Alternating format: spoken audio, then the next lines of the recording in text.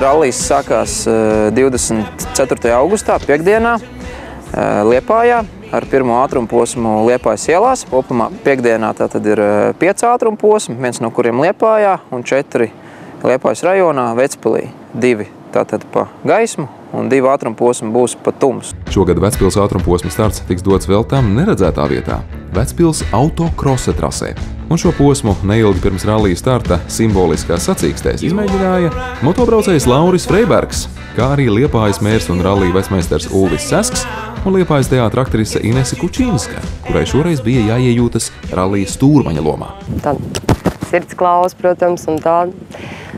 Bet pēc tam kaut kāds azarts pārņem. Uz skatos tas pats.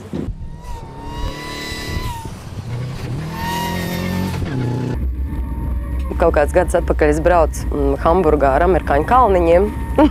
Tad tā sajūta bija līdzīga. Kājas trīc un viss, bet tagad nē, tagad pat tā nebija. Vienkārši tāda kaut kā tā.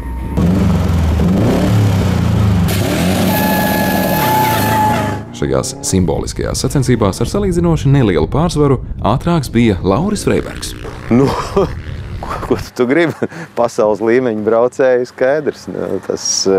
Viņa profesionalitāte jau neapšaubām ir redzama, kā viņš gatavojās šiem braucienām un kā iesāka un kā brauc ar vien ātrāk.